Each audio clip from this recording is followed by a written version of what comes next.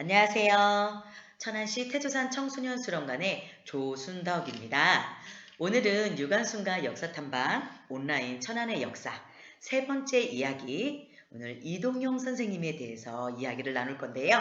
오늘 이동용 선생님과 역사 속으로 떠나주실 선생님 한 분 모시고 왔습니다. 선생님 자기소개 부탁드리겠습니다. 네, 안녕하세요. 세 번째 우리 친구들을 만나게 되어서 정말 반갑습니다. 유관순과 역사탐방 온라인 천안의 역사, 우리 친구들과 오늘 이동영 선생님을 만나러 떠날 역사 가이드 차남기 보리쌤입니다. 선생님 네, 안녕하세요. 안녕하세요. 벌써 이제 세 번째 뵙는데 지금 우리 천안의 역사에 대해서 많은 이야기를 같이 나누고 있는데요. 네, 오늘은 저희 그 대한민국 임시정부 네, 수립에 네, 있어서 정신적인 지주이신 그 이동영 선생님에 대해서 네, 이야기를 나눠볼까 합니다. 네. 그러면은 지금부터 이제 시작을 해봐도 될까요, 선생님? 네. 서고 이동영 선생님은 우리 대한민국 독립의 정신적 지주라고 할 수가 네. 있습니다. 이 서고라는 말은 나 보기를 돌같이 하겠다는 뜻이에요. 그래서 네네. 본인이 직접 지으신 호입니다. 그만큼 우리 이동영 선생님은 굉장히 자신을 낮추고 이렇게 돌같이 사신 분이라고 볼 수가 있습니다. 네. 이분이 어떠한 분인지 굉장히 궁금하지요? 네. 한번 우리 만나러 가보겠습니다. 네. 지금 그 사진이 보이시죠? 네. 이 사진은 천안시 영등동 남부 오거리에 서구 이동영 선생님 동상입니다. 네네, 맞아요. 네, 우리 서구 이동영 선생님의 동상이 천안에 서 있는 이유가 있겠죠. 그죠? 그럼요, 선생님. 네, 서구 이동영 선생님은 천안시 동남구 목천읍 네. 동리 출생이세요. 네네. 동리면 지금의 그 동면인데 독립기념관이 있는 곳이거든요. 네, 맞아요. 네, 저도 가봤죠. 독립기념관이 있는 그곳이고 독립기념관은 흑성산을 네. 배경으로 하고 있습니다. 이 흑성산은 검푸른빛이 나는 네네. 그런 산이죠. 그러다 보니까 이곳에서 이렇게 위인이나 아니면 이 민족 운동을 하신 애국충절의 그런 지사들이 굉장히 많이 탄생을 한 곳이죠. 맞습니다. 우리 이동영 선생님도 이곳에서 태어나셨습니다.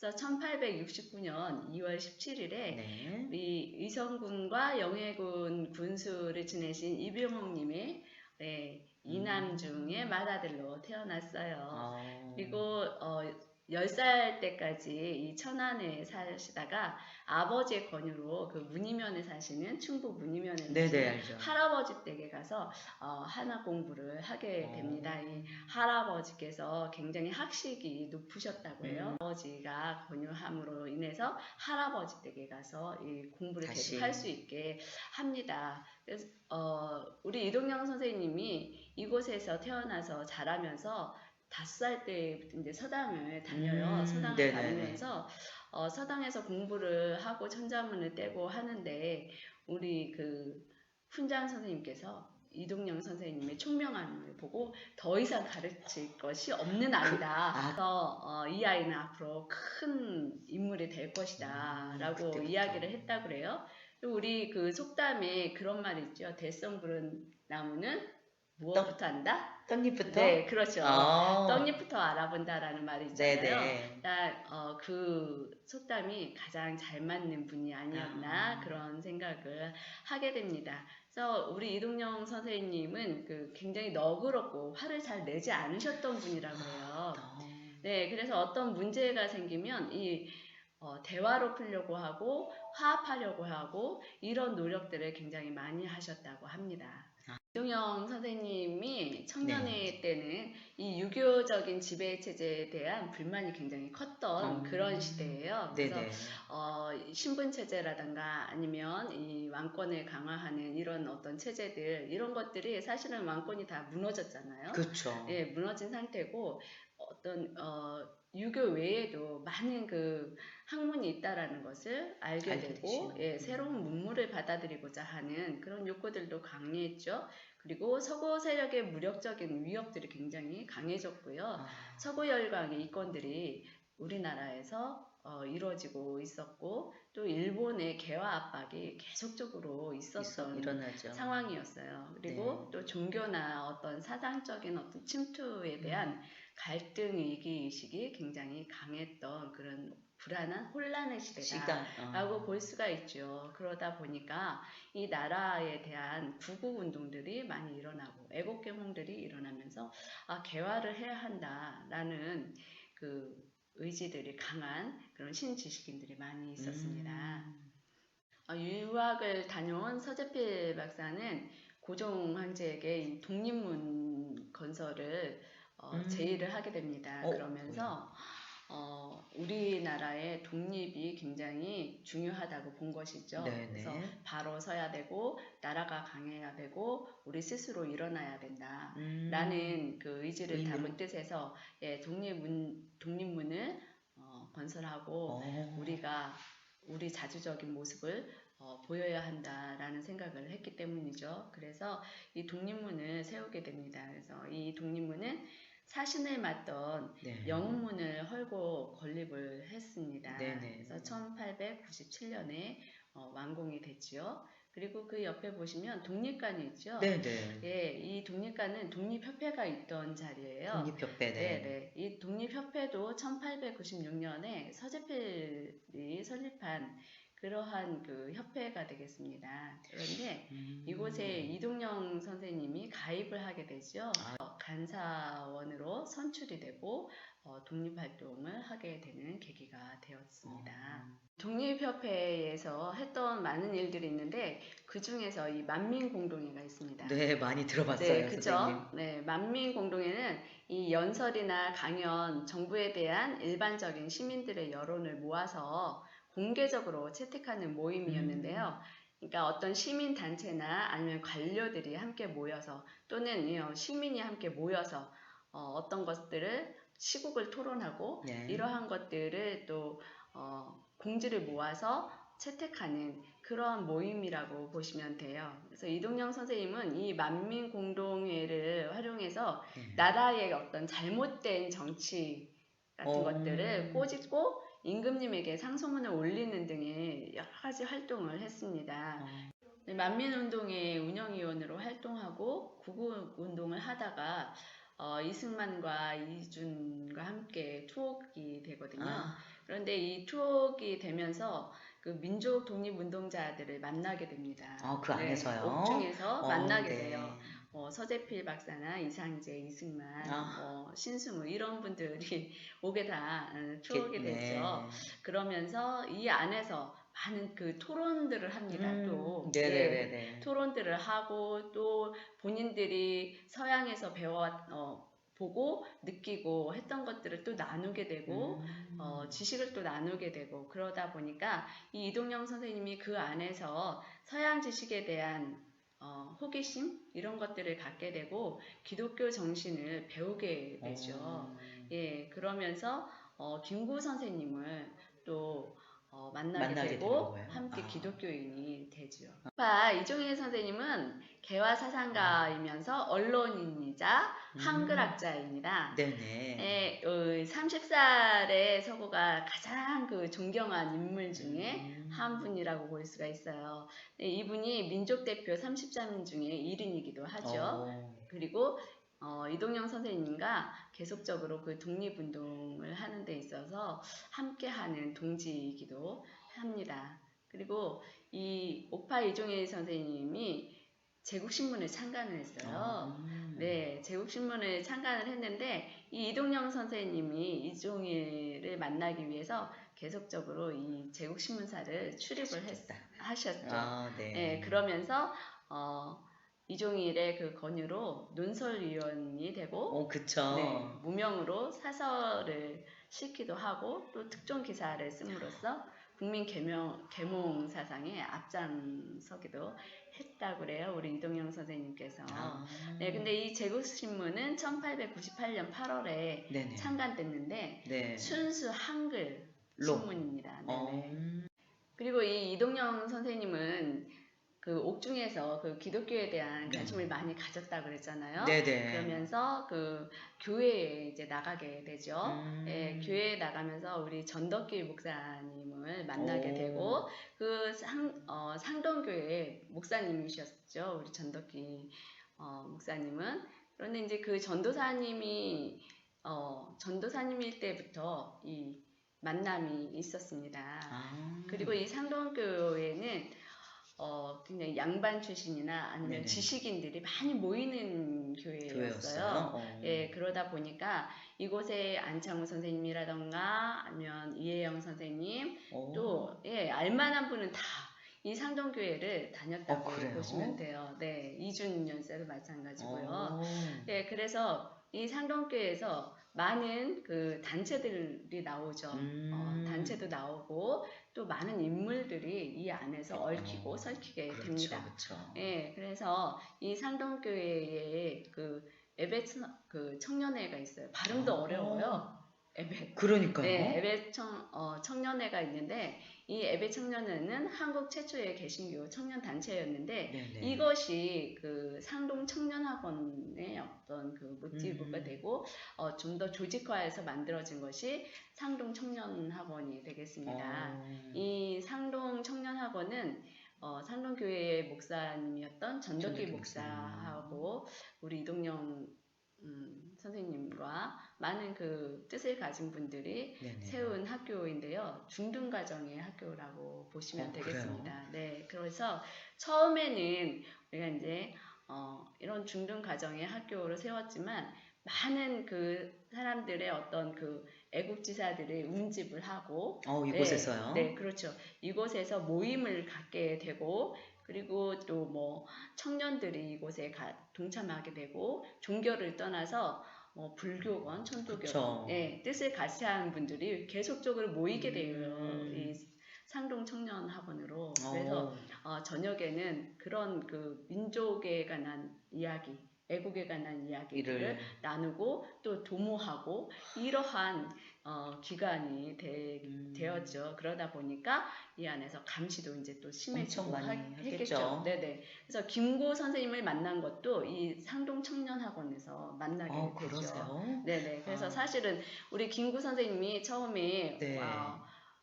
이 모임에 왔을 때 네, 우리 김구 선생님은 조금 덩치도 크시고 네, 키도 크시고, 맞아요. 체구도 크시고 얼굴도 예, 범상치 않으시잖아요. 네네네네. 예, 인상이 깊으신 분이기 때문에 많은 분들이 왜 이분이 오셨나 이렇게 생각을 했다 그래요. 예, 이때 우리 이동영 선생님이 우리 김구 선생님을 감싸고 이분을 소개하고 이분에 대해서 많은 그 좋은 이야기를 해주셨다 그래요. 우리 김구 선생님에 대해서. 그러면서 앞으로 동지로서 예, 두 분이 어깨를 나란히 하고 나아가는 그러한 서로의 동지가 됩니다. 그런데 사실은 김구 선생님은 나이도 굉장히 어리죠. 예, 이동영 선생님하고 7에서 8살 정도밖에 차이가 안 난다고 그렇죠. 하더라고요. 네, 그래서 한참 동생뻘이죠. 그쵸. 동생뻘인데도 우리 이동영 선생님은 이 김구 선생님을 끝까지 세우고 나가는 그러한 동반자적인 역할을 하게 됩니다. 네. 그리고 이 상동 청년학원이 신민회까지도 이어지고 이 신민회의 어떤 부속기관으로 이 상동 청년학원이 관련이 되게 됐죠.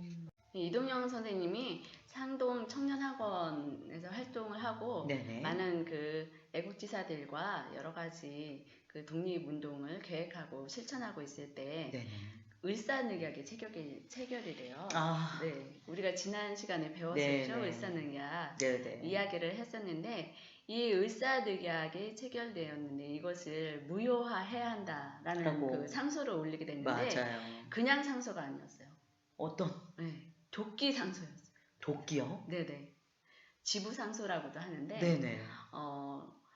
조선시대나 그 전 시대에도 마찬가지예요. 강력하게 자기가 반대 의사를 표현해야 할 때 도끼를 직접 들고 궁 앞에 가가지고 그 뜻을 받아주지 않을 것이면 나를 이 도끼로 죽여주시옵소서 하는 뜻으로 그 진짜요? 도끼를 들고 어. 상소를 올렸던 그런 일들이 있었는데요. 네네. 예, 이동영 선생님도 같이 뜻을 같이 하는 분들과 함께 이 도끼를 들고 상소를 올렸어요. 그러니까 어. 독서궁 앞에서 네네. 상소를 올렸는데 이것이 무산이 되죠. 그리고 네네. 일에 어떤 해산 압력을 받게 됩니다. 예, 그러면서 다들 그 흩어지게 되고 또 이동영 선생님이나 김구 선생님 등은 이 일로 인해서 체포가 돼요. 아, 또 네, 그때. 그렇죠. 예, 그래서 체포가 되면서 이 상소 효과가 나타나질 않았죠. 그렇죠. 아무 효과가 없었어요. 거기에 이제 실망을 하게 되고 이 무력으로만 되는 것이 아니구나 생각을 하게 되면서 교육 사업에 집중을 하게 됩니다. 이동영 선생님이요. 네, 그러면서 중국으로 망명을 하게 되죠. 네네, 예, 맞아요. 중국 간도에 가서 이 교육 사업을 펼치게 되는데요. 이 안창호 선생님의 그 조언으로 그 북간도에 네네. 가게 되죠. 북간도에 가서 이상설 선생님과 함께 이 서전 서숙을 설립을 하게 됩니다. 그래서 북간도 최초의 한국인 학교이기도 했고, 네. 한국 최초의 어떤 신학문 네네네. 기관이었어요. 그래서 이곳에서 이제 그곳에 있는 그 애국지사들의 자녀들을 가르치기도 하고, 예, 또 이런 어떤 독립 의지를 그들에게 고취시키기도 하고 이런 학교들이 많이 나타나게 됐죠. 뭐 대성학교든지 오성학교든지 그쵸, 그쵸. 예, 나타나게 됩니다. 그런데 이 서전서숙은 1907년에 폐교가 돼요. 왜 그래서 갑자기? 다시 네, 그 간도에 그 일본 그 총독 그 기관이 들어서면서 간섭을 받게 되고 또. 결국에는 예, 그들의 탄압으로 인해서 폐교가 되죠. 네. 그래서 우리 이동영 선생님은 국내로 다시 들어와서 이 또 신민회를 통해서 네. 신민회 활동을 하다가 다시 감시가 심해져서 다시 삼원보로 가서 독립기지를 건설하게 되고 거기서요. 예, 그곳에서 이제 경학사를 설치하게 되죠. 경학사를 설치해서 거류민들을 돕는 그런 자치기구로 쓰게 되고요. 그러면서 부속기관인 신흥강습소를 개교하고 이것이 발전해서 신흥무관학교가 되게 됐죠. 탄생이 되죠. 예. 그러면서 이 신흥무관학교를 통해서 어떤 민족의식과 독립의 사상을 중립으로 한민족 군사 교육을 실시하게 되는 것입니다. 1919년 3.1 운동 직후에 이 임시정부 수립에 대한 움직임이 굉장히 활발했어요. 네, 그런데 있었어요. 이동영 선생님은 상해에서 대한민국 임시정부를 조직을 하게 됩니다. 네, 맞아요. 그러면서 헌법 제정을 위한 임시위정원을 구성을 하고 여기에서 이제 초대 의장으로 선출이 되죠. 예, 그리고 이 상해 임시정부에서 임정의 어떤 국호를 정하고 또 연호를 정하고 임시 많은 헌법을 선포도 하고 강요들을 선임하고 이러한 일들을 쭉 했죠. 그리고 나서 9월이 되면서 네. 임시정부가 여러 곳에 있었거든요. 맞아요. 하나의 임시정부만 있지 않았어요. 네. 그러다 보니까 우리가 단결을 해야만 독립을 이룰 수 있다. 네. 이런 그 마음들이 많이 생기게 되죠. 네. 그러면서 안창호가 이제 제안을 하고 또 이동영 선생님이 또 주선을 하고 이런 가운데에서 세 개의 임정이 하나로 통합되는 임시정부가 세워지게 되고 여기에서 내무총장이 되십니다. 그러면 지금부터 임시정부의 역대 네. 행정수반과 이동영 선생님의 이제 직책에 대해서 네네. 좀 많이 이야기가 있을 것 같아요. 네. 그 부분에 있어서도 한 번쯤 이야기를 해주세요. 그렇죠. 그러니까 이제 19년 그 9월에 이게 통합이 되는 것 같았어요. 그죠? 그래서 맞아요. 세 개의 임시정부가 통합이 되고 재정비가 되고 이러면서 뭔가 이루어질 것 같았습니다. 네. 그렇지만 우리 이승만 대통령이잖아요. 그죠? 그때. 대통령은 사실은 그 대통령제는 아니었는데 끝까지 우리 이승만 대통령제를 네. 주장을 했기 때문에 그리고 본인이 이제 대통령이다. 네, 이렇게 하셨죠. 이야기를 했고 그랬죠. 그러다 보니까 본인의 생각을 너무나 많이 표출을 했고 또 이 이승만 대통령이 위임 통치 청원서를 닐슨 대통령에게 보내게 돼요. 네네. 그러면서 이 일이 발각이 되고 그러면서 이승만 대통령이 이 임시정부를 떠나게 되죠. 떠나게 되고 또 이동희가 사임을 하게 되고 이런 일이 계속적으로 벌어지면서 이 임시정부는 계속적으로 이 체제를 바꾸어 나가게 돼요. 그래서 대통령제였다가 국무령제였다가 또 국무회의 주석제였다가 주석 부주석제였다. 이렇게 계속적으로 계냐면 많은 그 독립 지도자들이 이곳에 포함이 되었었기 때문에 굉장히 사상도 다르고 계파도 다르고 이러다 보니까 그들의 생각들을 맞춰서 나가려다 보니까 이런 많은 그 절차를 거치게 되고 순환을 겪게 되고 어려움이 있었습니다. 그러면서 점점 떠나는 사람들이 많이 있었겠죠. 처음에는 어떤 큰 꿈을 가지고 들어왔는데 보니까 분란이 계속적으로 일어나고 분열이 되고 이래서 실망을 해서 떠난 사람들이 굉장히 많았습니다. 그렇지만 우리 이동영 선생님은 끝까지 이 임정을 지켰고 그리고 이곳에 이제 함께한 우리 김구 선생님이 계시잖아요. 지키기 위해서 할 수 있는 일이 무엇일까? 그 돌파구를 찾아내는데요. 그 돌파구가 한일애국단을 창설하는 것이었습니다. 그래서 한일애국단을 만들었고 이 한일애국단을 통해서 우리 이봉창이나 윤봉길 이사 같은 이런 분들이 이제 나오게 되는 것이죠. 그래서 어쨌든 우리 이동영 선생님은 이정원 의장을 3번이나 거쳤고 또 주석도 4차례나 거쳤고 국무령, 국무총리를 지내면서 끝까지 이 임정을 떠나지 않았던 그러한 선생님이시죠. 그래서 1940년 3월 13일에 사망을 하게 되는데요. 우리 함께한 그 김구 선생님이 계시잖아요. 네, 맞습니다. 김구 선생님이 우리 이동영 선생님보다는 나이도 어리고 연배가 많이 어렸지만 우리 이동영 선생님은 김구 선생님의 그런 어떤 됨됨이라던가 그분의 그런 성품이라던가 이런 그 많은 것들을 굉장히 높이 사셨어요. 그래서 김구 선생님을 앞에다 자꾸 이렇게 세우시려고 많이 노력을 했고 김구 선생님도 그 백범일지에서 쓰셨잖아요.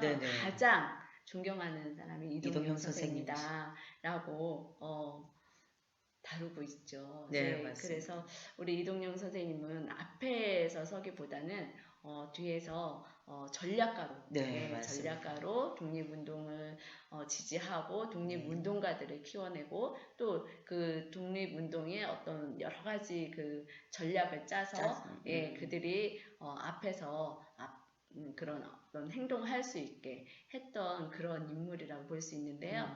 1940년 3월 13일에 사망을 하게 되시죠. 그래서 이때는 대한민국 그 임시정부 주석으로 계셨는데 사망을 하게 됩니다. 이동영 선생님의 업적에 비해서 이 자료가 많지 않아서 우리 이동영 선생님이 남기신 글들이 많지 않기 때문에 다른 분들의 함께 하셨던 분들의 그런 그 증언으로 이동영 선생님의 그런 활동이나 생애가 전해지고 있죠. 그래서 좀 더 발굴이 돼서 우리 이동영 선생님의 그런 삶이 더욱더 우리에게 가까이 다가왔으면 좋겠다. 그리고 그분의 의지와 그분의 그 삶의 그런 의미를 우리가 좀 더 느끼고 애국의 마음을 갖는 그런 그 계기가 되면은 좋겠다라는 생각을 합니다. 이 시간에는 여러분들과 함께 이제 다른 위인분과 같이 만나보도록 하겠습니다. 오늘 여러분들과 같이 함께 이야기 나눠주셨던 선생님 오늘 너무 감사드리고요. 다음 이 시간에 또 뵙겠습니다. 감사합니다. 감사합니다.